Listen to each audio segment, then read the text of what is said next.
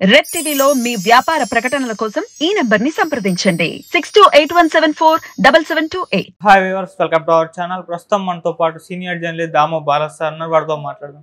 నమస్కారం సార్. నమస్తే sir, Nellore Narayana college పైన పోలీసులు దాడి చేయడం జరిగింది సార్. అయితే ఈ దాడి కొత్తదేం కాదు, ఇంతకు ముందు కూడా ఈ విధంగా దాడులు చేస్తూ వస్తున్నారు. అలాగే నారాయణ అల్లుడు పునీత్ పైన కూడా కంప్లైంట్ చేశారు.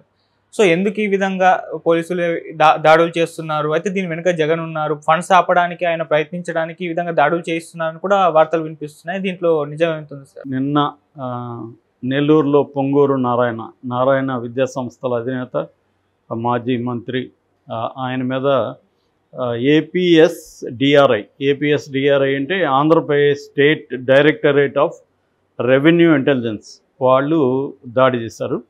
ప్రధానంగా ఎన్స్పిరా అనే ఒక సంస్థ ఉంది.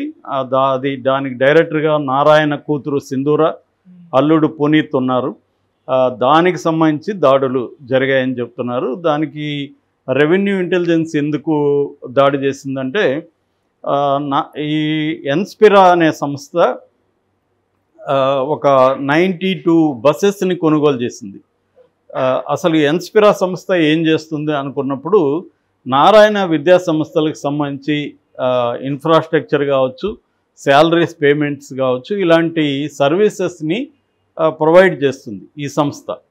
సో ఈ సంస్థ 92 బస్సుల్ని 20,80,00,000కి కొన్నారు. అయితే ఇన్వాయిస్ అంతా కూడా నారాయణ విద్యా సంస్థల పేరు మీద ఉంది.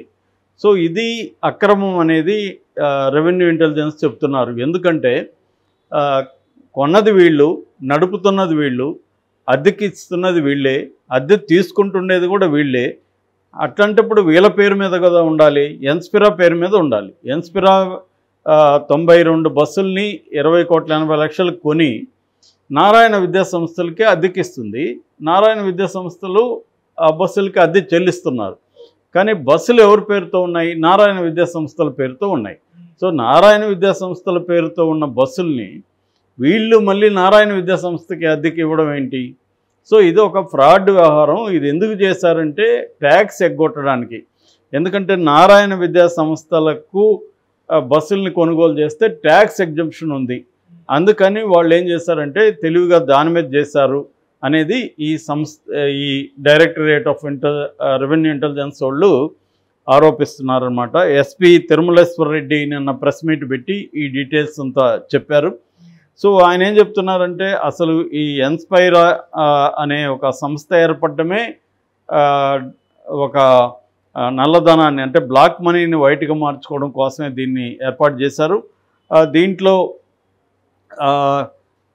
2016లో ఒలంపస్ క్యాపిటల్ అనే సంస్థ 400 కోట్లు దీంట్లో పెట్టుబడి పెట్టింది ఈ ఎన్స్పిరాలో. తర్వాత 2018లో మోర్గాన్ స్టెన్లీ, బన్యన్ గ్రోత్ ఈ 2 సంస్థలు కలిసి 613 కోట్లు పెట్టాయి. అంటే వితిన్ 2 ఇయర్స్లోనే 1000 కోట్ల పెట్టుబడులు దీంట్లోకి వచ్చాయి. ఇదంతా కూడా ఫ్రాడ్గా కనబడుతుంది, మనీ లాండరింగ్ దీంట్లో ఉన్నట్టుగా కనబడుతుంది. మళ్ళీ ఈ సంస్థ రామకృష్ణ హౌసింగ్ ప్రైవేట్ లిమిటెడ్ సంస్థతో డీల్ పెట్టుకునింది. ఈ రామకృష్ణ హౌసింగ్ ప్రైవేట్ లిమిటెడ్ సంస్థ కూడా ఎవరిదో కాదు, నారాయణ దగ్గర బంధువైన కేవీపీ అంజనీ కుమార్ది. సో ఈ నారాయణ విద్యా సంస్థలు, ఈ ఎన్స్పిరా సంస్థ plus Ramakrishna housing private limited ఈ 3 కూడా కలిసి ఒక బ్లాక్ మనీని వైట్ చేసే కార్యక్రమం చేస్తున్నాయి అనేది వీళ్ళు ప్రధానంగా ఆరోపిస్తున్నారు. యాక్చువల్గా ఈ ఎన్స్పిరా కానీ రామకృష్ణ ఈ హౌసింగ్ ప్రైవేట్ లిమిటెడ్ కానీ మనం ఇంతకుముందు కూడా చెప్పుకున్నాం. ఏ కేసులు అంటే అమరావతికి సంబంధించిన ఇన్నర్ రింగ్ రోడ్ కేసులో చెప్పుకున్నాం. అప్పుడు కూడా ఈ సంస్థల పేరుతోనే అక్కడ ల్యాండ్స్ని వాళ్ళు కొనుగోలు చేసి ఈ సంస్థలకు నష్టపరిహారం కూడా చెల్లించేట్టుగా గవర్నమెంట్ నుంచి తీసుకున్నారు అనేది ఒక అభియోగం అన్నమాట. సో నారాయణ మీద ఎప్పటి నుంచో ఈ అభియోగాలు ఉన్నాయి. అయితే ఇప్పుడు ఎందుకు ఇది చేశారు? ఇందులో డబ్బులు కూడా పట్టుబడినాయని చెప్తున్నారు. 1,81,00,000 పట్టుబడినాయి. ఈ 1,80,00,000ని ఐటీ డిపార్ట్మెంట్కి అప్పగిస్తామని చెప్తున్నారు. అట్లాగే దీంట్లో మనీ లాండరింగ్ ఏమైనా ఉందనే ఉద్దేశంతో దీన్ని ఈడీకి కూడా అప్పగించే అవకాశాలు ఉన్నాయి.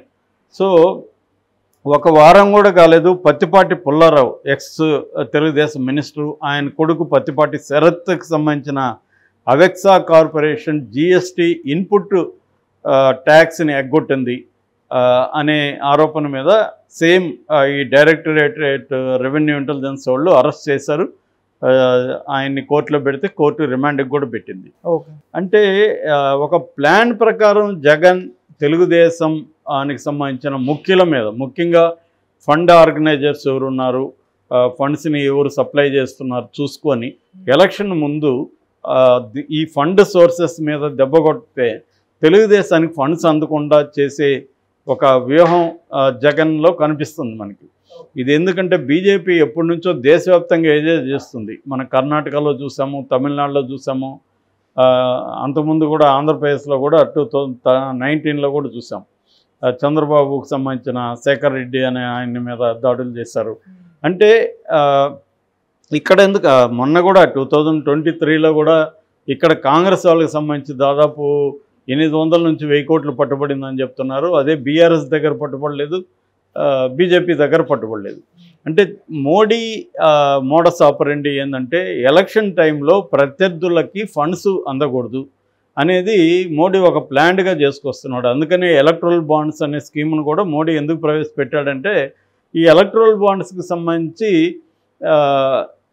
ఒక రూల్ పెట్టారు. అదేంటంటే ఎలక్ట్రల్ బాండ్స్ ఎవరు ఇస్తారో, ఎలక్ట్రల్ బాండ్స్ అంటే మన SBI state bank of India బాండ్స్ని ఇష్యూ చేస్తుంది. ఆ బాండ్స్ని కొనుక్కోవచ్చు, 10 లక్షలు 20 లక్షలు కోటి అలాగా ఉంటాయి. కొనుక్కొని ఆ ఎలక్ట్రల్ బాండ్స్ని పొలిటికల్ పార్టీస్కి ఇస్తే పొలిటికల్ పార్టీస్ మళ్ళీ తీసుకెళ్ళి ఎస్బీఐకి ఇచ్చి క్యాష్ చేసుకుంటారు వాటిని.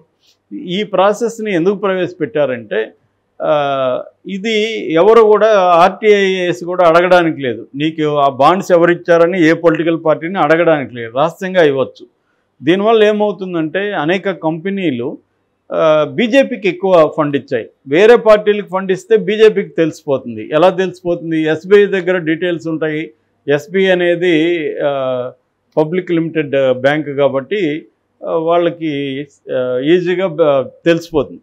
అందుకని ప్రత్యర్థి పార్టీలకు ఎవరైనా ఫండ్ ఇచ్చుతుంటే ఆ కంపెనీలను వేధించడం ద్వారా ప్రత్యర్థి పార్టీలకు ఫండ్ రాకుండా చూసుకోవడం అనే ఒక హిడెన్ అజెండా బీజేపీకి ఉందనే విషయం క్లియర్గా అర్థమవుతుంది. అందుకనే సుప్రీంకోర్టు కూడా దాన్ని రద్దు చేసింది. రద్దు చేసినప్పటికి కూడా ఎస్బీఐ డెడ్లైన్ పెడితే ఆ డెడ్లైన్ లోపల ఇవ్వలేమని చెప్పేస్తుంది. అంటే దీనివల్ల ఏంటంటే ఈ ఎలక్షన్ టైం లోపల ఇవ్వకపోతే ఇది ఇంకా బీజేపీ కొంత మేనేజ్ చేసుకోవడానికి టైం దొరుకుతుంది అనేది విమర్శ అన్నమాట.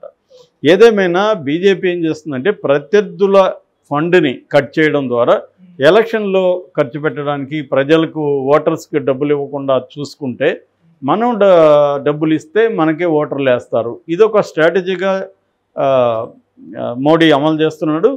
చాలా రాష్ట్రాల్లో ఇది పార్టీలు కూడా, ఇక్కడ కూడా మొన్న బీఆర్ఎస్ కూడా ఇదే పని కాంగ్రెస్ మీద చేసింది. ఇక్కడ కూడా అదే పని ఇప్పుడు జగన్ కూడా చేస్తున్నాడు. జగన్ ఏంటంటే చంద్రబాబుకు సంబంధించిన ఫండ్ సోర్సెస్ని కట్ చేయడం, నారాయణ కావచ్చు, ఈ పత్తిపాటి పుల్లారావు కొడుకు శరత్ కావచ్చు, ఇలాంటి వాళ్ళని దాడులు చేసి అందులో ఉన్న డబ్బు సైజ్ చేసి కోర్టులకు పెట్టి వాళ్ళ మీద కేసులు పెట్టడం ద్వారా ఫండ్ అనేది వాళ్ళు ఆర్గనైజ్ చేయడం డిఫికల్ట్ అయిపోతుంది.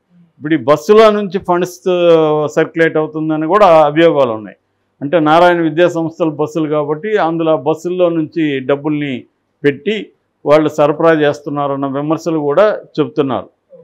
ఈయనేమో ఎస్పీ తిరుమలేశ్వర రెడ్డి ఏమో ఇందులో రాజకీయాలు ఏం లేవు, ఇది ప్యూర్గా ట్యాక్స్ ఎగ్గొట్టారనేది చెబుతున్నారు. కానీ టైమింగ్ చూస్తే మనం ఎలక్షన్ టైంలో ఇది ప్లాన్ ఇలా చేయడం అనేది క్లియర్గా చంద్రబాబు ఫండ్ ఫ్లో కాకుండా చూసుకోవడం.